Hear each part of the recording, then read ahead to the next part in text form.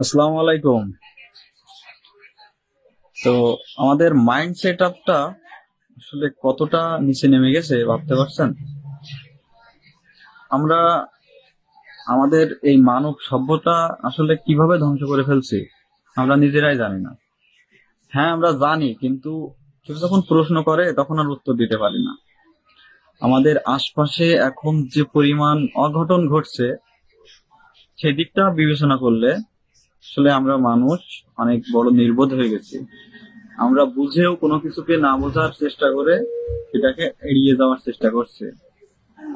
আমরা আমাদের সন্তানকে ধ্বংস করছি, কিন্তু আবার আমরাই অন্য সন্তানের নিয়ে কথা বলি।